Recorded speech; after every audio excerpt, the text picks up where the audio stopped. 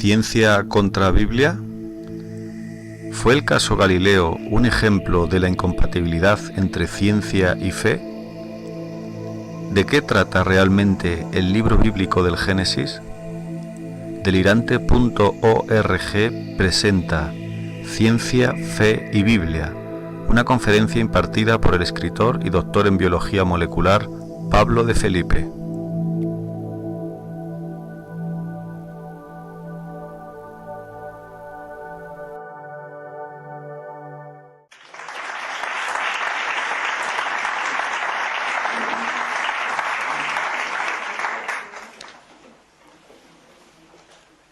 Bueno, pues muchas gracias, especialmente por organizar este evento y por permitirme venir a Madrid una vez más. Siempre es agradable volver a casa unos días. El tema, como ha comentado Luis, es muy amplio y me voy a centrar en dos aspectos. El primero es un poco más sobre lo que viene en la publicidad, el tema de los orígenes, el tema del relato del Génesis sobre la creación. Y luego al final hablaremos también un poco de la historia de Galileo Galilei, el momento que se ha hablado más como de mayor debate entre ciencia y fe, lo que es el proceso y la condena de Galileo, y estudiar qué pasó y por qué. Entonces, para entrar ya en lo que es el primer área, el tema de los orígenes, lo primero que hay que plantearse es que en todas las culturas a lo largo de la historia siempre ha habido un interés por los orígenes y que no es simplemente una curiosidad por el pasado, sino que para todas las civilizaciones las ideas que ellos han tenido sobre los orígenes están profundamente relacionadas con la idea que una cultura tiene sobre el presente y también con los miedos y las esperanzas hacia el futuro. Es por eso que lo que se llaman los mitos de los orígenes han sido siempre muy influyentes en cualquier civilización. Y para empezar quisiera proponeros una especie de pequeño experimento mental. Imaginaos que cerramos los ojos y nos trasladamos 2500, 3000 años a lo que es Babilonia, a las orillas del río Tigris, lo que actualmente es Irak. Y imaginaos que vivís en aquel momento, hace unos 3000 años, es la fiesta de Año Nuevo y vais a lo que es el templo principal de la ciudad. He traído aquí una imagen. No sé, bueno.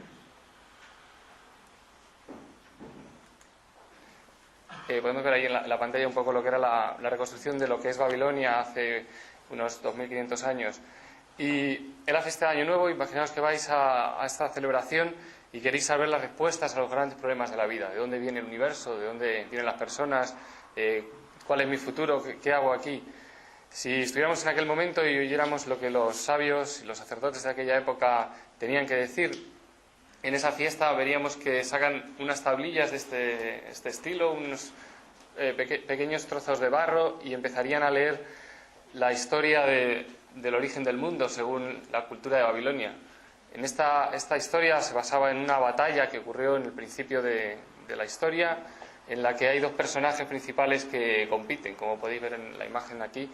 Por un lado está la Tiamat, que es la vieja diosa madre acuática, que se enfrenta a un lejano descendiente, que es el joven dios Marduk, que podéis ver ahí también en la pantalla, que está dispuesto a acabar con la tiranía de la gran madre que dominaba el mundo.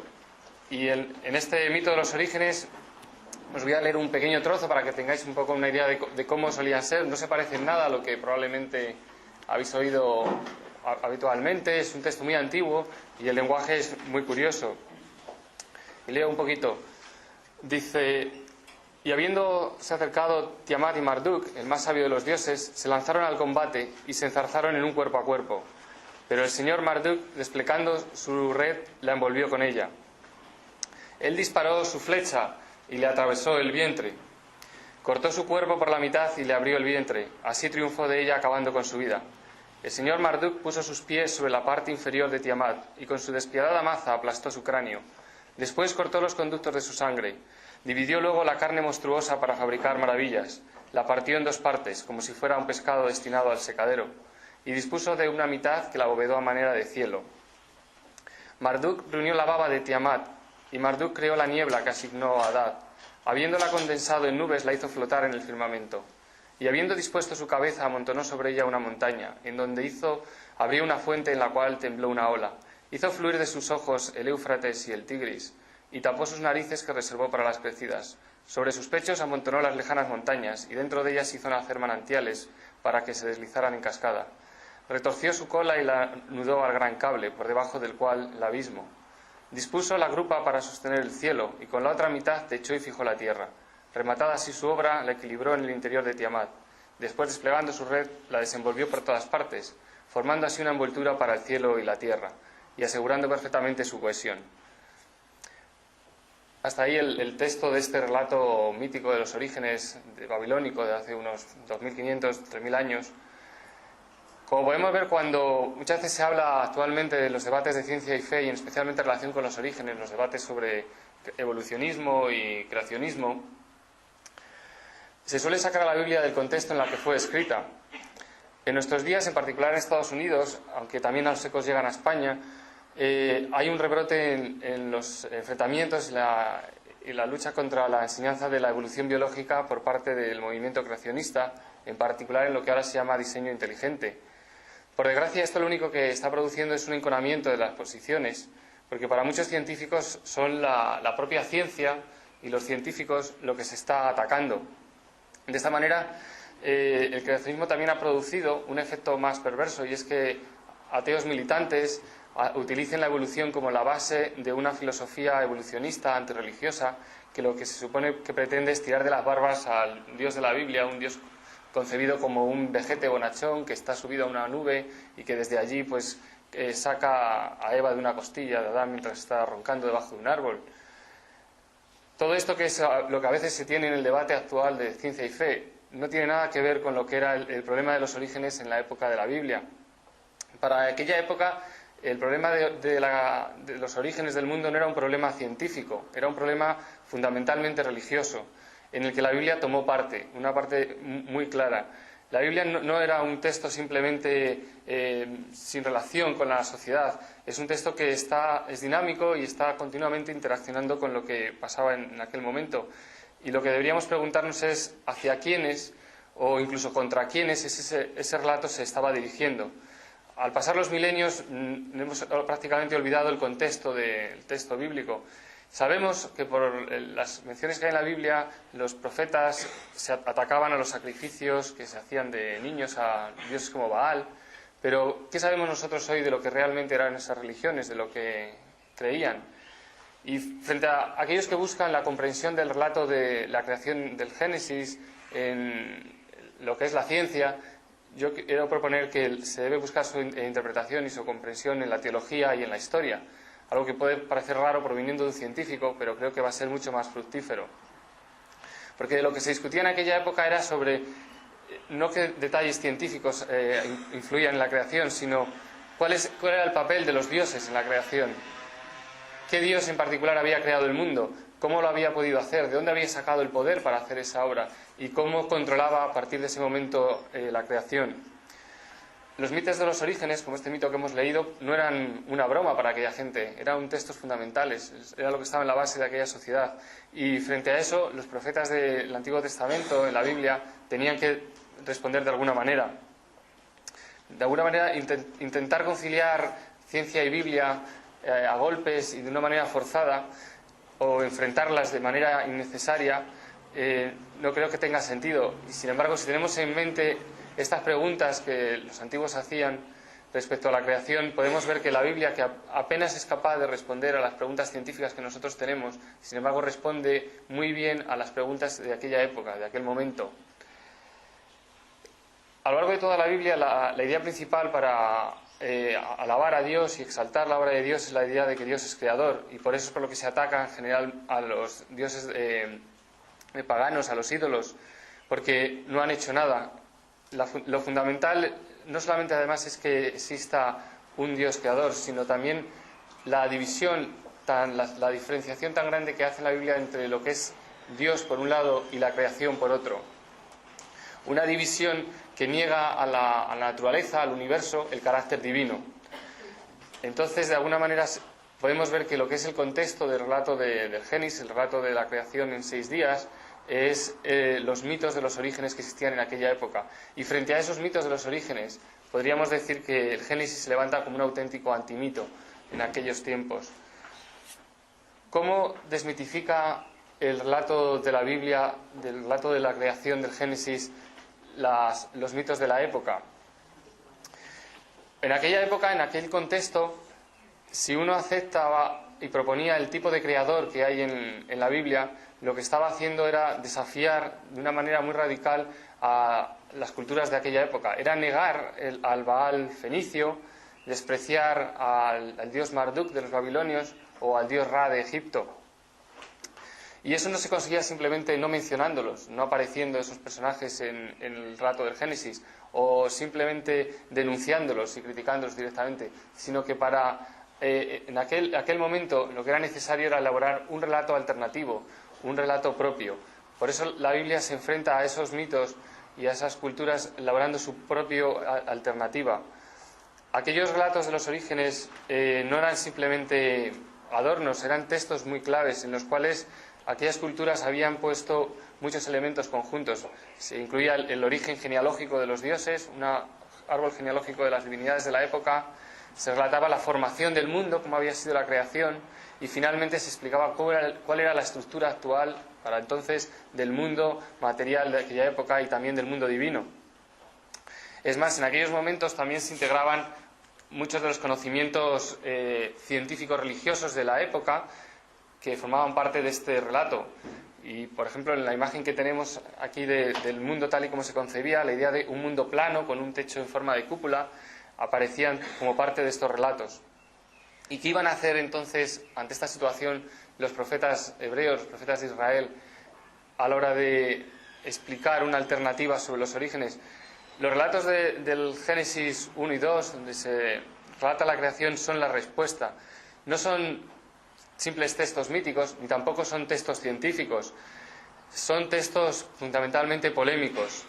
La primera página de la Biblia elimina desde el principio aquella batalla entre la temible diosa Marduk y el hábil dios, la terrible diosa Tiamat y el hábil dios Marduk, con cuyo cuerpo, el cuerpo de Tiamat, se había formado el cielo y la tierra tras cortarlo en dos mitades.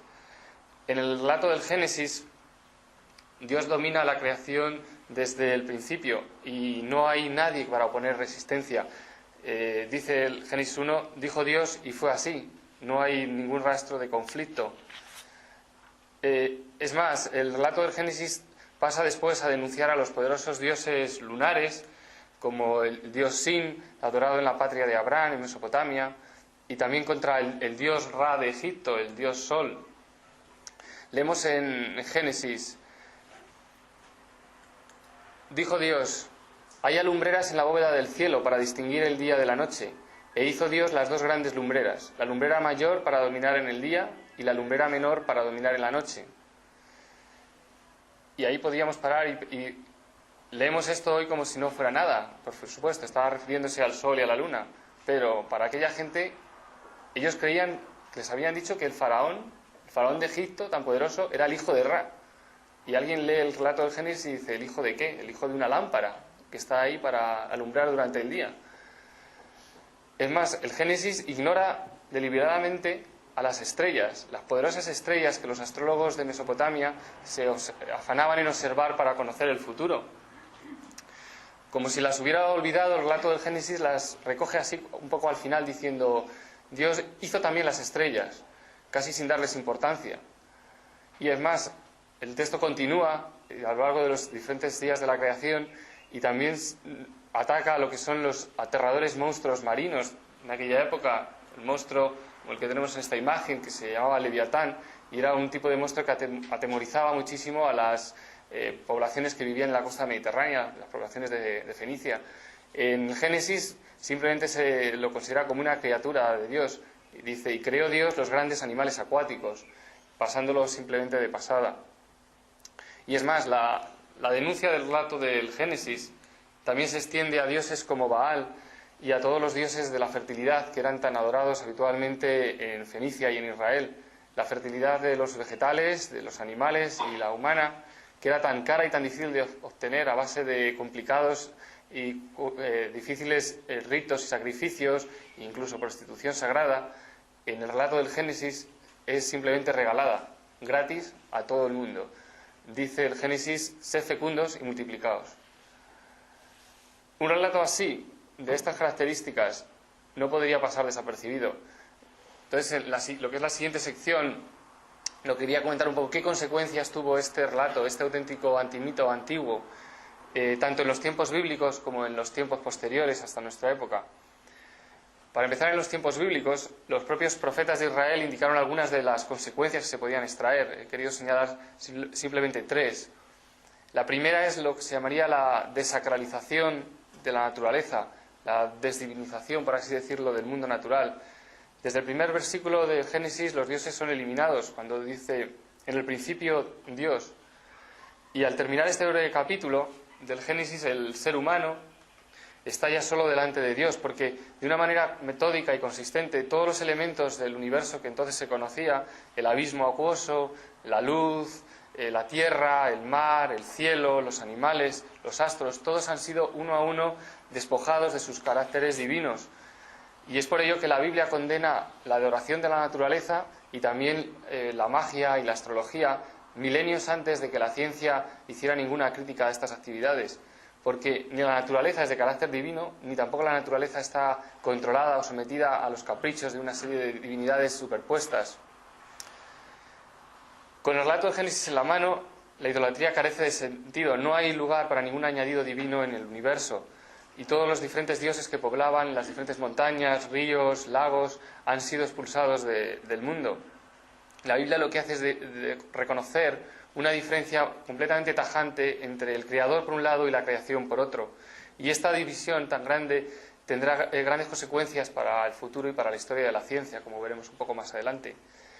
El segundo punto que se extrae como consecuencia de este relato es la idea de una estabilidad en la naturaleza y la idea de unas leyes naturales. Los profetas bíblicos, estamos hablando de 700 años antes de Cristo, 600... vivieron mucho antes, muchos siglos antes de que se pudieran explicar el comportamiento de la naturaleza mediante leyes matemáticas y leyes precisas. Y precisamente por esto, porque en aquella época nadie tenía esa idea, resulta más extraordinario que ellos sostuvieran de manera tan tenaz y tan firme la existencia de un orden, de que de alguna manera el mundo tenía un orden y una inmutabilidad que le venía garantizado por la propia inmutabilidad del Creador. Porque a pesar de la cuidadosa obra de creación que se atribuía en el mito que leímos al principio a Marduk, la verdad es que los antiguos babilonios no creían mucho que el universo divino en el que vivían fuera muy estable, y por eso cada año nuevo tenían que hacer una complicada y un largo ritual para asegurar la estabilidad del universo por un año más, asegurar que un año más el monstruo del caos era vencido y el universo podía ser estable y se podía seguir viviendo en la Tierra. Frente a esto, el Génesis 1 repite de una manera machacona y sistemática hasta 7 veces que la creación es buena, que el mundo es bueno. Y al mismo tiempo, en otros textos bíblicos se insiste en la estabilidad del universo. Voy a leer solamente varios textos cortos de diversos lugares de la Biblia. Por ejemplo, dice: ciertamente ha afirmado el mundo y no será movido. También afirmó el mundo y no se moverá. Él fundó la tierra sobre sus cimientos, no será jamás removida. Ciertamente ha afirmado el mundo y no será movido. Todos estos textos lo que indican es la confianza en la estabilidad del orden natural, que ya no es el mundo capricho de ningún dios, ninguna divinidad. Es más allá, es la base para una concepción lineal del tiempo en la que no son necesarios más ritos cíclicos para mantener el universo. Y esta concepción más lineal del tiempo abre la historia un poco hacia el futuro y hacia una esperanza. El tercer punto que quería comentaros es lo que llamaríamos la dignificación del ser humano, de la persona humana. Todos estos logros respecto al mundo natural se completan y se culminan de alguna manera con lo que resulta más sorprendente, que es una visión radicalmente diferente de la de los mitos de la época del ser humano. En el Génesis, una vez que los dioses han desaparecido, ahí quedan libres el hombre y la mujer para disfrutar de la creación de Dios, hechos libres. ¿Cuál es el relato y la alternativa que había en los textos babilónicos? Bueno, en el mito que he leído anteriormente se presenta a los seres humanos como creados por el dios Marduk para descargar a los dioses de su trabajo. Incluso peor, igual que el universo se constituye con los despojos de un ser divino, la diosa Tiamat, los seres humanos también se hacen y se forman con los despojos de otro dios, el dios principal que la ayudaba. Y de esta manera el ser humano sería formado con los restos de un dios rebelde. Es curioso que la idea de que los dioses están cansados de trabajar y hay un dios principal que crea al hombre para descargarles de su trabajo se repite en muchos mitos antiguos. En diversos mitos se habla de los dioses como que preparaban su comida, que estaban en el Tajo, que cavaban canales, que amontonaban la tierra y finalmente se quejaban de su dura vida. Y de esta manera se dice que Marduk creó a los seres humanos y impuso sobre ellos el servicio de los dioses liberándolos. Por el contrario, si pensamos en el relato de la creación, en el Génesis, no solamente se niega que Dios necesite alimentos y que el hombre haya sido creado para ser su esclavo, sino que se subraya lo contrario, que Dios es el que cuida del hombre, el que le alimenta como a un hijo. Nada más crearlo se ocupa de sus principales necesidades, las necesidades de relación, creando a hombre y mujer, de reproducción, diciendo sed fecundos y multiplicados, incluso de nutrición. Es Dios el que les dice: os he dado toda planta para que comáis. En los mitos babilónicos de la creación humana había una moraleja a esto que hemos contado, y es que ahora los hombres son los que tienen que trabajar para dar alojamiento y comida a los dioses en los templos. Sin embargo, y frente a ello, el Dios de la Biblia se burla de estas ideas y lo que demanda del ser humano es un comportamiento moral, más allá de los ritos religiosos. El profeta Isaías dice en un texto, hablando de Dios, dice: no deseo la sangre de toros, de corderos y de machos cabríos. Aprended a hacer el bien, buscad el derecho, reprended al opresor, defended al huérfano, amparad a la viuda. Además, los profetas bíblicos insistieron que Dios no se puede meter dentro de un templo. El propio rey Salomón, cuando inaugura el templo judío también en Jerusalén, a pesar de eso dice: he aquí los cielos y los cielos de los cielos no te pueden contener, cuanto menos este templo que he edificado. Y aunque no vamos a centrarnos mucho en ello, tenemos que pensar que esta idea produjo también una auténtica revolución política y social en unas culturas que estaban basadas en el trabajo y controlado desde los propios templos, como podía ser en Mesopotamia o en Egipto.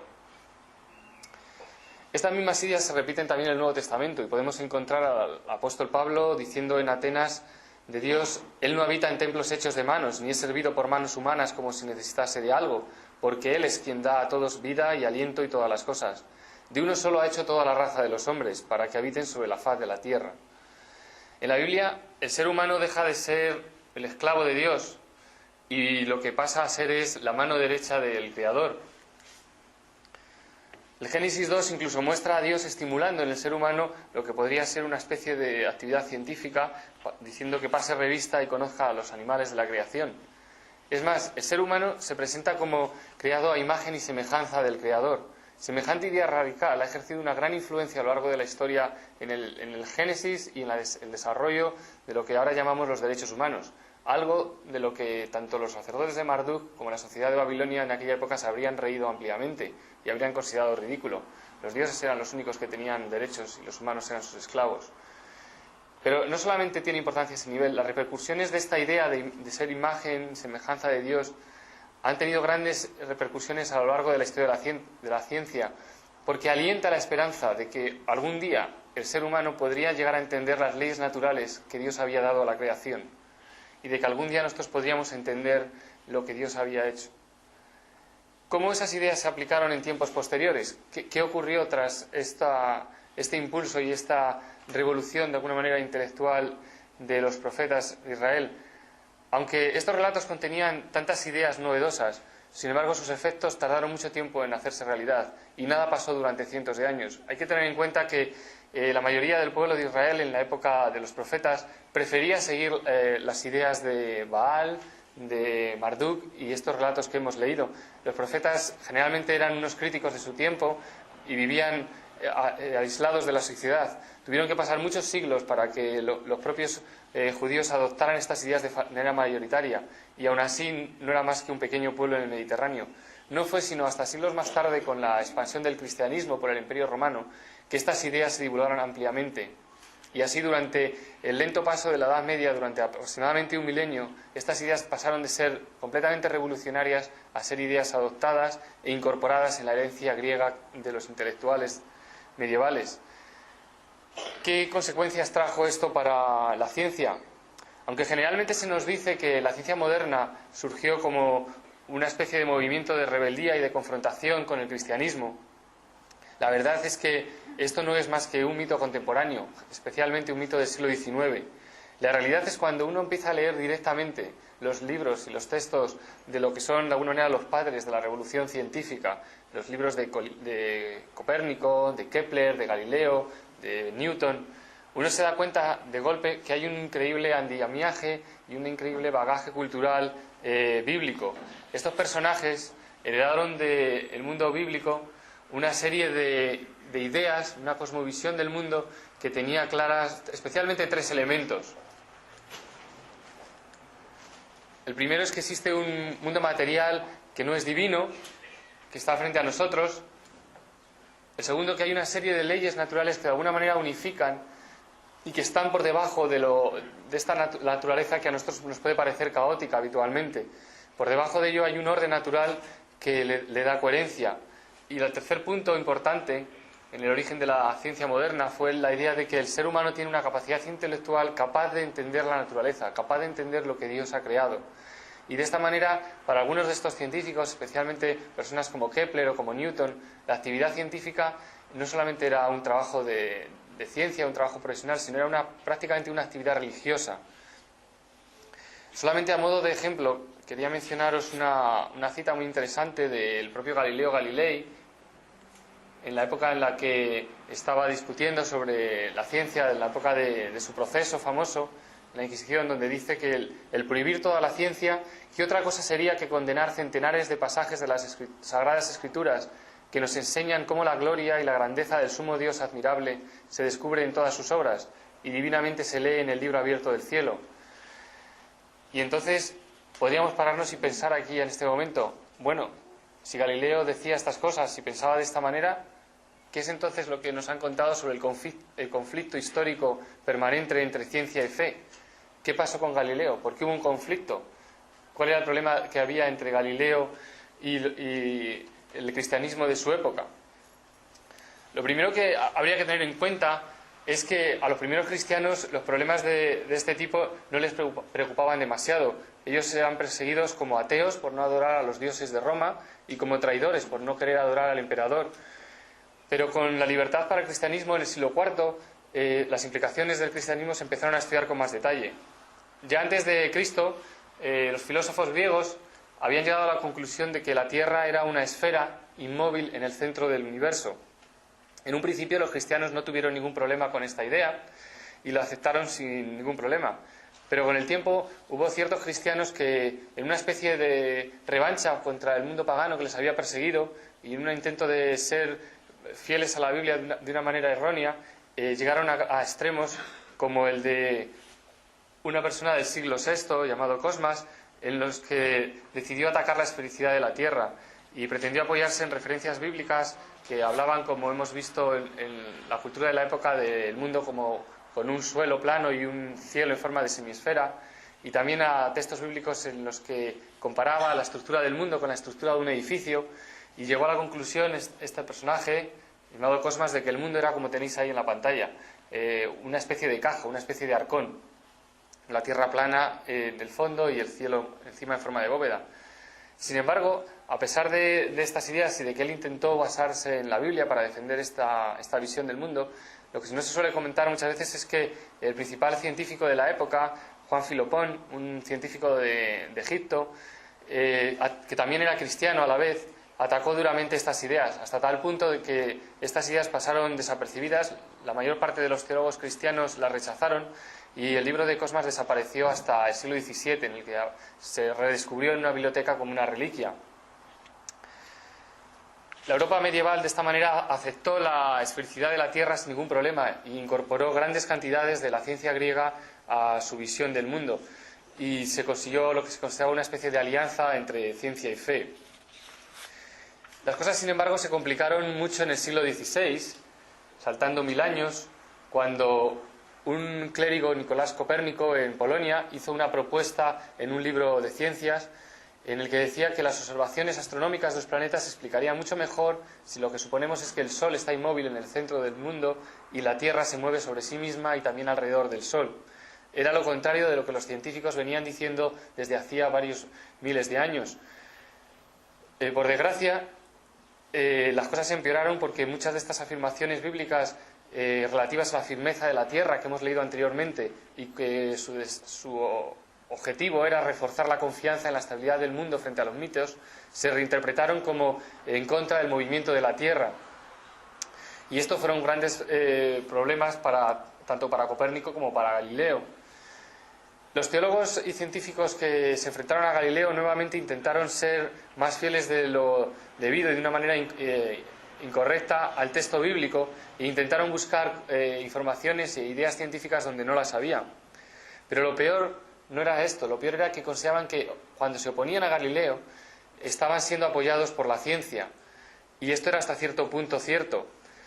La ciencia griega que ellos habían aceptado para oponerse al mundo arcón que hemos visto antes de Cosmas era correcta en afirmar que la Tierra era esférica, pero esa misma ciencia afirmaba que la Tierra no se movía y estaba en el centro del mundo, y esto era un error. Y cuando estos teólogos de la época de Galileo usaron esa ciencia para atacarle y no tomarse en serio sus ideas, pensando que era una especie de lunático, cometieron un grave error. Es interesante ver que cuando condenaron las ideas de Copérnico no lo hicieron solamente en base a la Biblia, sino que se basaban en la ciencia de aquella época. Y literalmente leo lo que dijeron. Consideraron que la idea de Copérnico era necia y absurda desde el punto de vista de la filosofía, a la vez que formalmente herética, puesto que contradice expresamente en muchos lugares las afirmaciones de las Sagradas Escrituras. Y de esta manera no fue extraño que unos años más tarde, cuando Galileo continuó enseñando sus ideas, él fuera de alguna manera condenado ya personalmente. Sin embargo, lo que se suele olvidar en esta historia es que tanto Copérnico como Galileo como otros científicos de la época escribieron numerosas obras en las que intentaban solucionar los problemas de ciencia y fe. Ellos intentaron evitar problemas con la teología cristiana porque ellos también se consideraban cristianos. Para ellos no había ningún conflicto, no había nada que reconciliar. Tan solamente había que entender la naturaleza real de la Biblia y dejar que la Biblia hiciera su trabajo por un lado y la ciencia se dedicara a estudiar el universo por otro. Galileo lo expresó numerosas veces, tanto en cartas privadas como públicas, y la frase que tal vez es la que ha pasado a la historia y más famosa es esta que he puesto aquí en la pantalla, donde dice Galileo: yo aquí diré aquello que oí a una persona eclesiástica de muy elevado rango, el cardenal Baronio. Esto es, que la intención del Espíritu Santo era enseñarnos cómo se va al cielo y no cómo va al cielo. Es una cita que él repitió en muchas ocasiones y que de alguna manera recoge lo que es su idea del problema. Por desgracia, la propaganda contra el cristianismo, que se empezó a acumular a partir del siglo XVIII y especialmente del siglo XIX, vio en Galileo el momento estelar de un supuesto conflicto permanente y eterno entre ciencia y fe. Sin embargo, hay que tener en cuenta que la polémica en aquel momento no era entre cristianos y científicos, sino era entre dos grupos de personas, ambos cristianos, y en ambos grupos había tanto científicos como teólogos como filósofos. Los que después han intentado contar esta historia de otra manera, atacando al cristianismo como algo retrógrado y anticientífico, usando a Galileo como cabeza y como emblema, lo que hacen es algo que al propio Galileo le habría espantado. Nada más lejos, él no se cansó de decir que su lucha era por el bien del futuro del cristianismo y llegó a ver claramente cuál podría llegar a ser el problema en el futuro. He puesto aquí otra cita, esta es mucho menos conocida, es la carta a un amigo donde le dice que cuando hayan proclamado que decir que la Tierra se mueve es herejía, si las demostraciones, las observaciones y las necesarias verificaciones demuestran que se mueve, ¿en qué dificultad se habrán puesto a sí mismos y habrán colocado a la Santa Iglesia?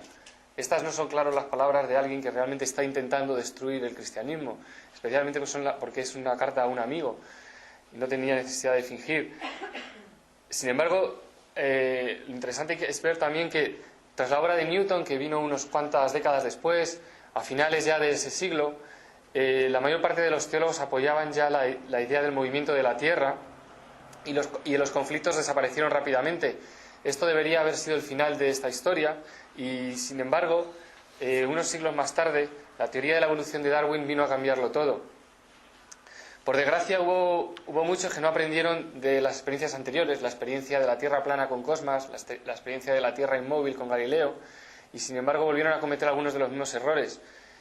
Lo que yo quería proponeros esta tarde es que interesaría desempolvar el método de los padres de la ciencia, de estos primeros cristianos que intentaron solventar los problemas entre ciencia y fe, y usar su método para intentar solucionar algunos de estos problemas. Porque independientemente de lo que los libros de texto digan algún día sobre la teoría de Darwin y la idea de la evolución, hay principios sobre ciencia y fe que deberían seguir permanentes y errores que no se deberían cometer. Entonces, simplemente quería comentar al final lo que son una serie de puntos encuadrados en torno a dos áreas. Por un lado es lo que es la cosmovisión de la Biblia y la ciencia. La ciencia no nace de la nada por sí misma, necesita un soporte, unas ideas básicas que la alimenten y que permitan que la actividad, la empresa científica tenga sentido. Y estas ideas son apoyadas por la Biblia de tres maneras.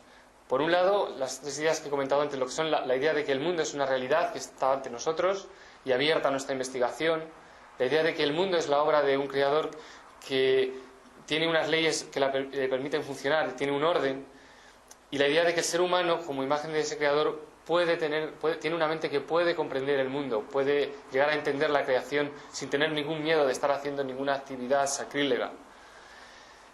El segundo área de ideas que podríamos mencionar es cómo relacionar la Biblia y la ciencia. Muchos de los conflictos históricos, los que hemos visto, y muchos otros, se podrían haber resuelto y podrían haberse minimizado si hubieran tenido en cuenta otra serie de puntos. El primero es que las ideas básicas para relacionar la ciencia y la fe, una de las ideas básicas es la idea de los dos libros, que es la idea que defendían Copérnico y Galileo y que se remonta incluso a varios teólogos medievales, incluidos San Agustín y otros personajes. La idea de que son dos campos diferentes, el campo de la ciencia y el campo de la fe, cada uno tiene su propio método y sus propias características y no deben simplificarse ni reducirse el uno al otro. El segundo punto que hay que tener en cuenta en las relaciones ciencia y Biblia es que la Biblia es en parte base y en parte sustenta la ciencia en cuanto a esa cosmovisión, esos puntos que he mencionado antes. Pero la Biblia no es un libro de ciencias, no es un libro científico. Y por eso hay que tener cuidado cuando uno encuentra un texto que es aparentemente científico, entre comillas, en la Biblia, y hay que tener mucho cuidado a la hora de interpretarlo y no usar la Biblia como un argumento en las polémicas o en las discusiones científicas. Hay que dejar que la ciencia resuelva sus problemas sola, dejar a la ciencia que resuelva sus discusiones, sus teorías, y si una teoría científica no es capaz de tener apoyos por sí misma en sus experimentos y necesita de la Biblia, es que esa teoría no vale, no merece la pena. Y de forma paralela deberíamos hacer el razonamiento al revés. Tampoco la naturaleza es un libro de teología. Hay que ser cuidadosos y no intentar basar ideas religiosas en la ciencia y no utilizar la ciencia en argumentaciones cuando uno pretende defender determinadas ideas religiosas.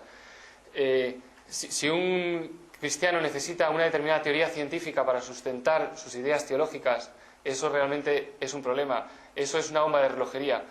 Pronto, tarde o temprano, la ciencia cambiará, porque la ciencia, su destino es mejorar y cambiar. Y cuando la ciencia cambie y la teoría científica antigua pase a desaparecer, nuestra idea teológica que depende de esa teoría científica sufrirá un golpe de muerte. Eso fue lo que pasó con los creyentes cuando se asociaron con la ciencia de Aristóteles en la época de griega, o cuando se asociaron con la ciencia de Newton posteriormente. La ciencia siempre va a progresar, siempre va a cambiar.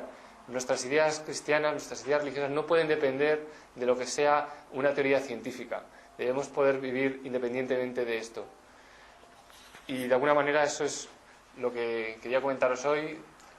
Y esta imagen última que he puesto, antes habéis visto la imagen del 2005 de una revista científica en la que se presenta al teólogo y al científico peleándose y señalándose con el dedo.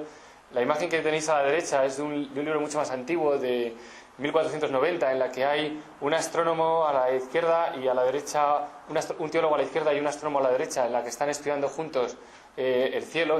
Arriba veis las órbitas de los planetas y juntos están estudiando el cielo sin ningún conflicto y sin ninguna pelea. A mí me gustaría que esa pudiera ser la idea más de futuro y la idea que sustituyera el conflicto que algunos tienen todavía. Muchas gracias.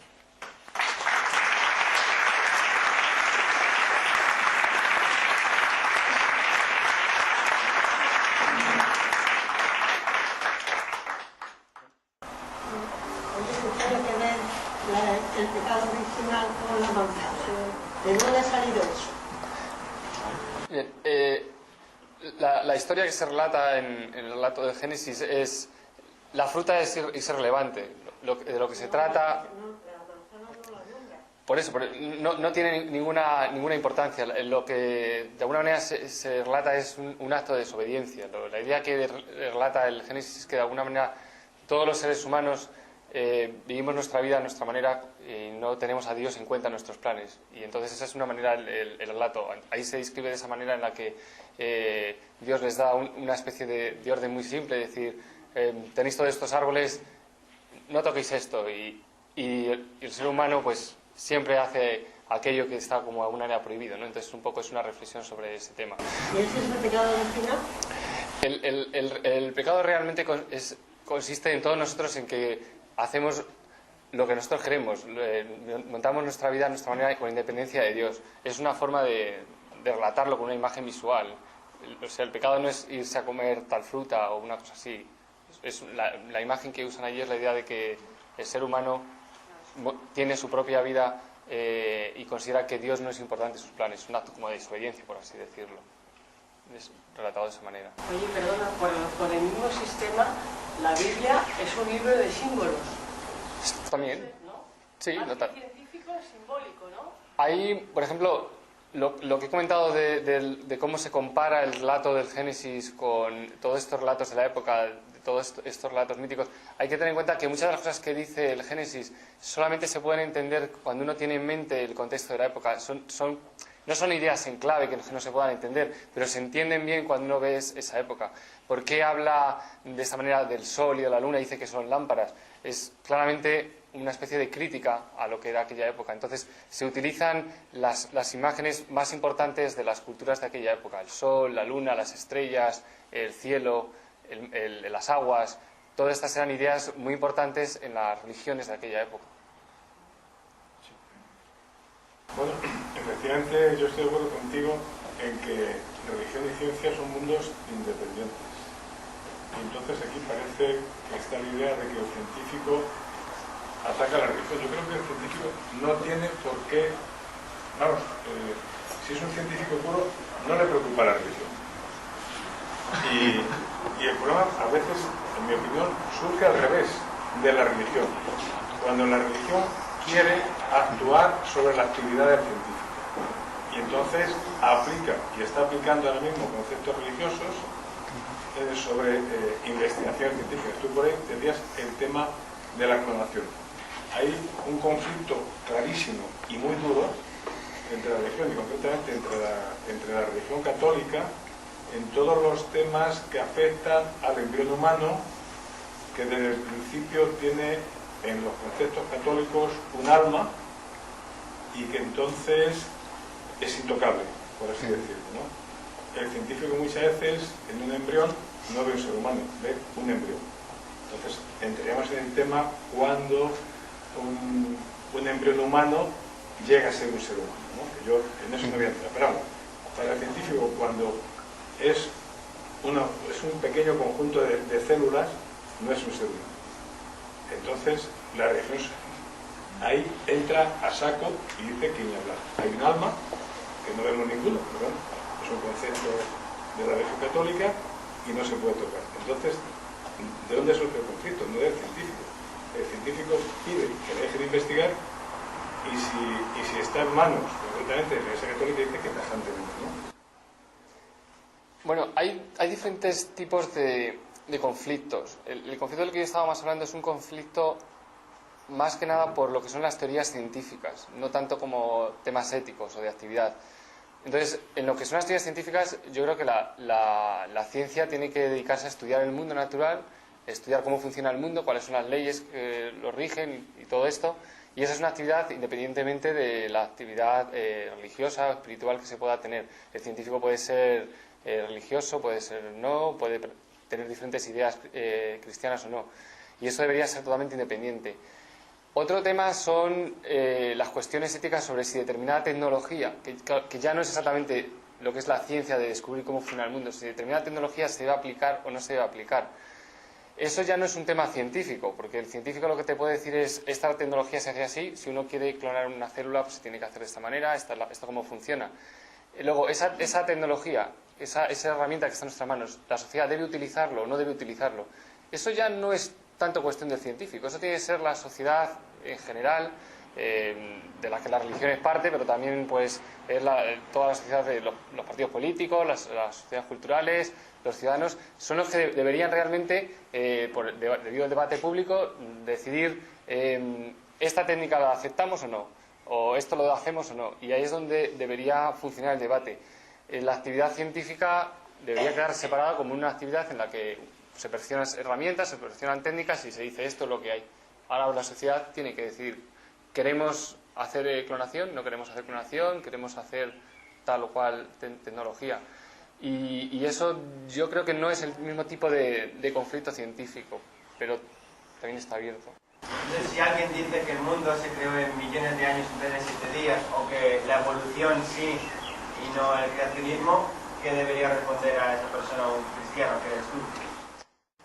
Bueno, los cristianos a lo largo de la historia, especialmente desde Darwin, han tenido diferentes puntos de vista. Curiosamente, el movimiento creacionista más, de alguna manera, más agresivo que actualmente vemos es bastante moderno. Muchos de los creyentes en la época de Darwin, muchos de los cristianos de esta época, no planteaban que hubiera tanta dificultad. Ha habido teólogos de la época de Darwin que llegaron a decir, bueno, pues si realmente resulta que Dios ha creado el mundo de esta manera, pues esto realmente es el milagro más sorprendente que nos podemos imaginar. Si Dios, en vez de crear los seres uno a uno, realmente ha creado un solo ser y le ha hecho diversificarse en todo lo que vemos actualmente, esto sería todavía un milagro todavía mayor de lo que estábamos esperando, de lo que sospecharíamos. Yo creo que la respuesta tiene que ser un poco lo que dice Galileo. Independientemente de que esto se confirme o no se confirme, o las teorías cambien o varíen, el cristianismo no puede depender de eso, porque es lo que dice Galileo. ¿Qué pasará si un día esta teoría se confirma? Si nosotros dependemos de que la evolución sea falsa, ¿qué pasa si un día se confirma?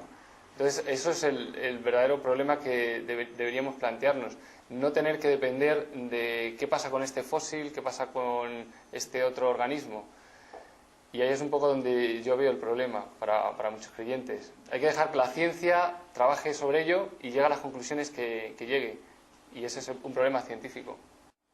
Sí, pero el problema es que mucha gente cristiana hace de suposiciones ciencia.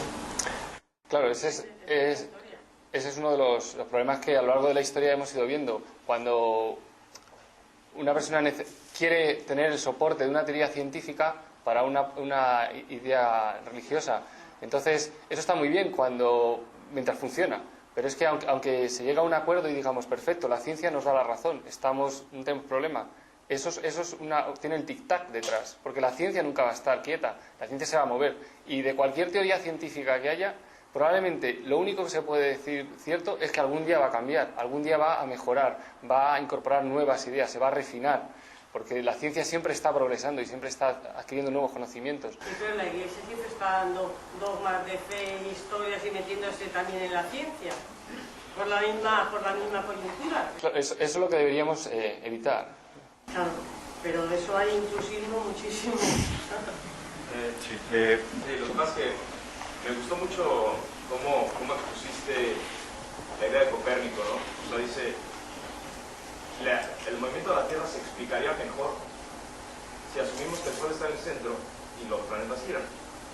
Entonces, o sea, Copérnico no trató de inventar algo nuevo, simplemente dijo, ¿cómo se explicaría mejor? Entonces, si miramos el balance que supone la Tierra en realmente una creación de 6 días y de millones de años, ¿qué se explica mejor? O sea, si tú ves de qué forma se controla, y no se trata de dogmas de fe, ¿no? Se trata de cómo se explica mejor, o sea, de una forma u otra. Sí, bueno, ese es el hecho por el que apareció de alguna manera la teoría de la evolución y por el que se desarrolló esa visión. Hay una acta muy curiosa de Linneo, que es un científico del siglo XVIII, que es el que hizo la clasificación de los animales con los nombres en latín que ahora tenemos, que llega a decir una frase similar, dice, por lo que él había estudiado, es antes de Darwin, dice, me gustaría creer que el mundo tiene más de 6.000 años como piensan los chinos, pero no está permitido, ¿no? Entonces él estaba luchando ahí y dice, creo que esto realmente no es así, pero no sé, no me atrevo a dar este paso, ¿no? Entonces no surgió de una manera casual, o sea, a lo largo de la historia del siglo XVIII y XIX de la ciencia, los científicos de la época se dieron cuenta de que las cosas no encajaban con un relato tan similar. También hay que tener en cuenta que algunos conceptos, como el concepto de que las especies eran fijas e inmutables, no era un concepto que los científicos de aquella época derivasen tanto de la propia Biblia como de la filosofía aristotélica de la época, que consideraba que todo el mundo todo era fijo, o sea, los cielos eran fijos, y eso se acabó el día que se vio una supernova. Se acabó, una estrella nueva, no puede ser. La teoría de Aristóteles se hundió con eso.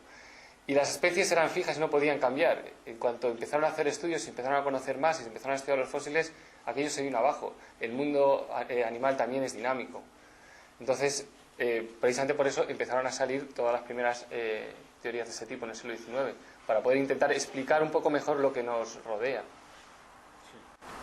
Has abogado por que el cristianismo ha sido el hecho de cultivo para la revolución científica y para, digamos, este ecumenismo que era previo a eso.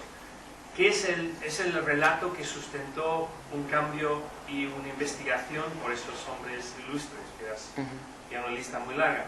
¿Qué es el relato que sustenta hoy la ciencia desamarrada de ese cristianismo? ¿Qué es el relato mayor? ¿Qué es el mito o qué es la explicación de origen que hace que la ciencia de hoy en día se sustenta, da pie o le da alimento? Bueno, cuando intenta estudiar la historia de la ciencia y ver cómo llegó a surgir lentamente lo que es el método científico y qué es lo que ocurrió en lo que se llama la revolución científica en el siglo XVII, lo que uno ve es lo difícil, lo lento, lo complicado que fue ese nacer. Y en cuanto apareció, lo fructífero que fue. En pocos siglos llegan las teorías de Newton, la química progresa, la biología.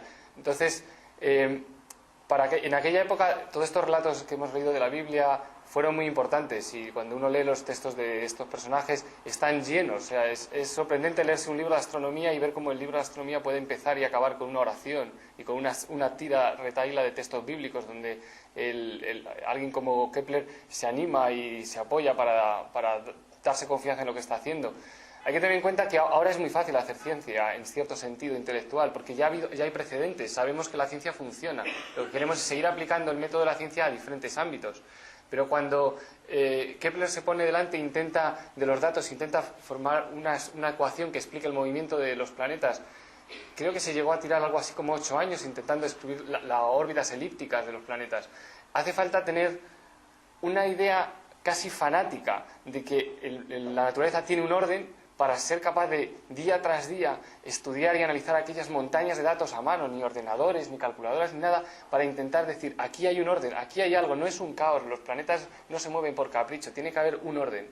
Entonces, fue esa convicción tan radical que esta gente tenía de que había ese orden ahí detrás, por sus creencias, lo que dio lugar a esa confianza y a esos resultados. Para nosotros, en la ciencia ahora es más fácil, en cierto sentido, en el que la ciencia no depende tanto de esta visión casi mística que tenían personas como Kepler o como Newton. Uno puede aplicar la ciencia y muchas veces muchos compañeros científicos pues, no se plantean qué hay detrás ni tienen ninguna visión más allá. Es una serie de técnicas, de herramientas. Tú vas al laboratorio, aplicas tus herramientas, pones tus máquinas en marcha, observas tus datos y tienes resultados. En ese sentido, la ciencia ahora está más desvinculada de todo este área y es más bien historia de la ciencia y los filósofos de la ciencia los que se preocupan un poco de este tema. Pues ¿qué es el gusanillo que motiva a la mayoría? ¿Qué mueve ahora? Pues hay de todo. En gran parte es los éxitos anteriores de la ciencia. O sea, el éxito de la ciencia en los últimos siglos es lo que de alguna manera mueve la confianza. Y también hay que tener que a nivel muchas veces social, la sociedad, lo que mueve a la sociedad a apoyar la ciencia y a confiar en la ciencia es la tecnología. Si los científicos no fuéramos capaces de proveer a la sociedad con tecnología, con móviles, con coches, con ordenadores, con estas cosas, No sé yo si la sociedad apoyaría tanto la ciencia y estaría tan interesada en la ciencia. En la época de Galileo, de Kepler, eran 4 locos los que hacían esto. Generalmente gente, en muchas ocasiones, con muchos recursos, incluso económicos, que no dependían de aquello para vivir. Para ellos no siempre era un medio de vida. Hasta que la ciencia no empezó a producir tecnología en el siglo XIX, los estados, los gobiernos no se empezaron a plantear el hecho de invertir en la ciencia. Y de hecho incluso hoy en día limitan mucho. Nosotros no hacemos lo que queremos, no vamos al laboratorio a investigar la verdad, investigamos lo que podemos con los recursos que hay en las áreas prioritarias que los gobiernos, que las fundaciones nos dan dinero para hacer. Entonces, eso también son a veces limitaciones. Me quería preguntar qué opiniones merecen los libros creacionistas por parte de algunos científicos como la caja negra de Darwin, que son escollos importantes en la evolución y que provienen de una parte importante de algunos científicos del ámbito científico. En el ámbito de lo que es la literatura creacionista ha habido como 2 etapas. Generalmente el movimiento creacionista empieza así como en los años 20 o 30 de este siglo. Generalmente no es una reacción a Darwin, no tiene orígenes directamente en el siglo XIX, aunque hubo algunas críticas a Darwin, pero el movimiento más moderno creacionista no proviene de esa época, proviene de principios de este siglo. Y generalmente no empezó a tener una repercusión hasta los años 60. Ese tipo de movimiento sigue existiendo, pero actualmente ha sido un poco reemplazado por el tipo de literatura que comentabas, lo que ahora se llama el diseño inteligente, que pretende desvincularse del creacionismo tradicional y pretende no utilizar la Biblia tanto. Incluso al parecer hay gente que está en el movimiento que no son realmente completamente cristianos y pretende simplemente hablar de que la naturaleza necesita un diseñador, un creador y un ordenador. En ese sentido, lo que yo tendría que decir es que eso no está ni bien ni mal desde el punto de vista de la ciencia.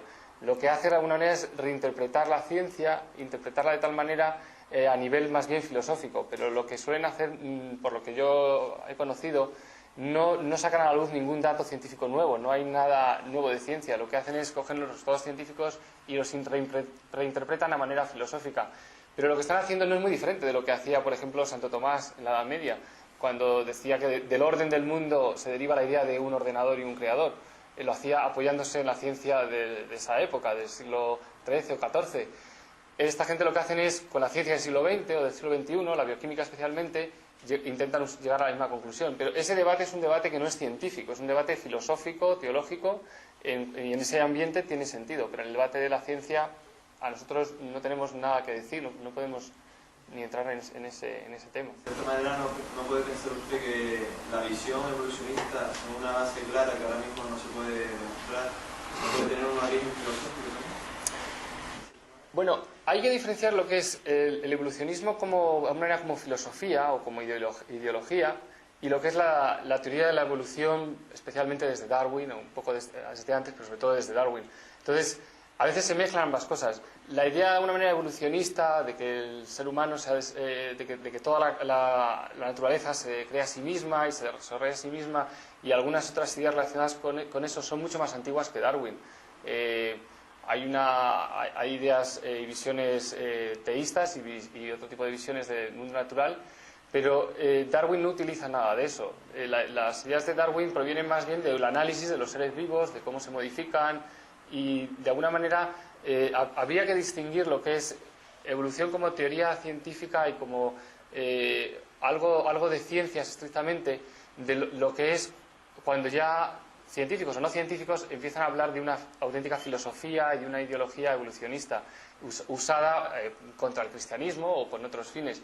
Y en ese sentido yo creo que lo que habría que ser estrictos es decir, especialmente al científico, decir, bueno, hay que distinguir de cuándo estás hablando como profesional, como científico, de tus experimentos, de tus resultados, y cuándo empiezas ya a hablar de tu visión del mundo, de tus ideas, de tus creencias.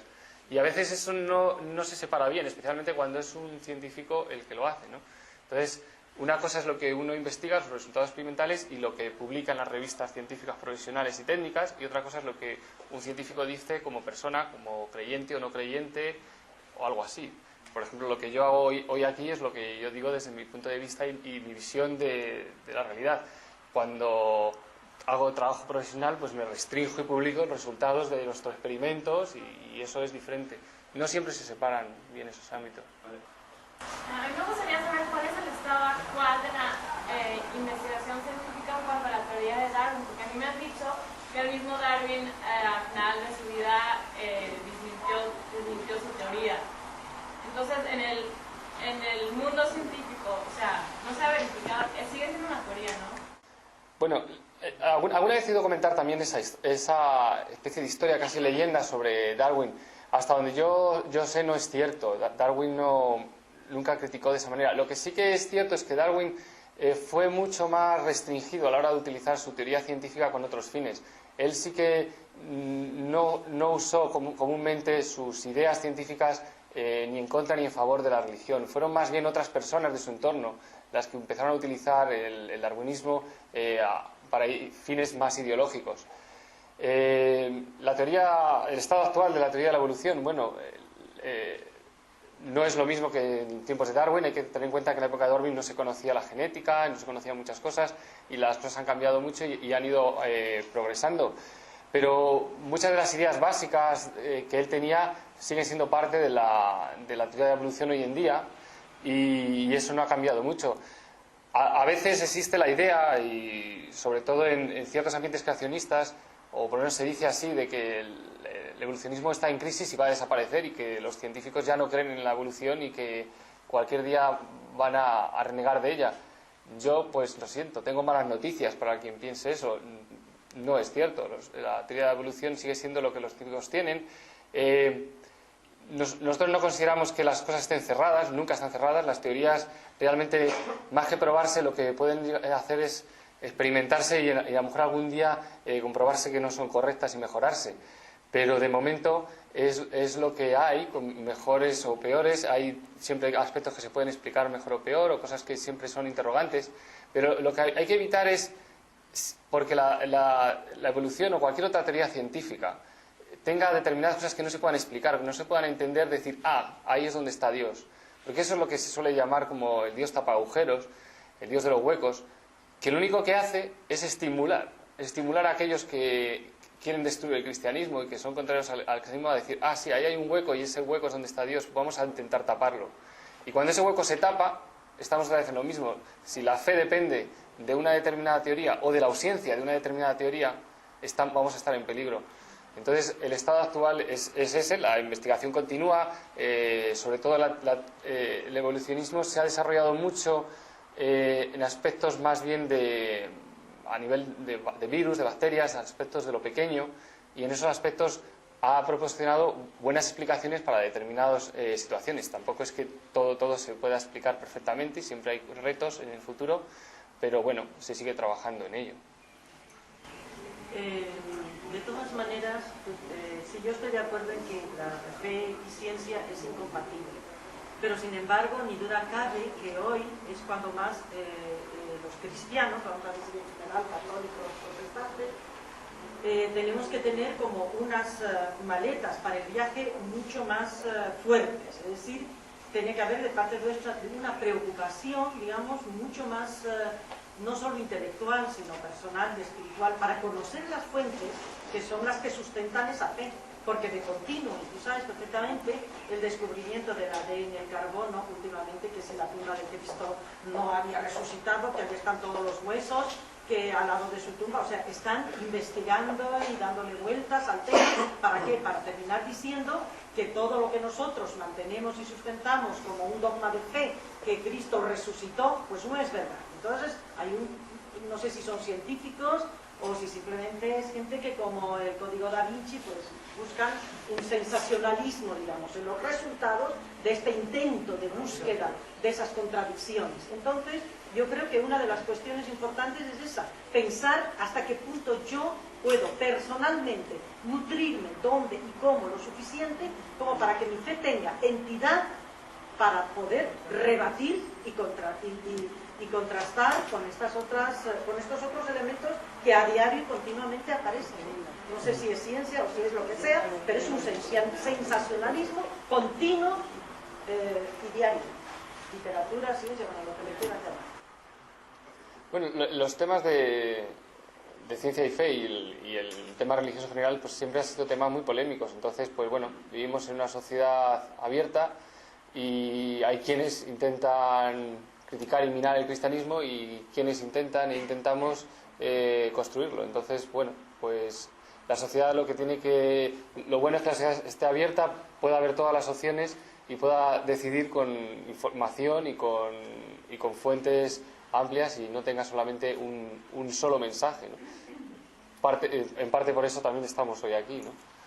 Muchas gracias por vuestra asistencia.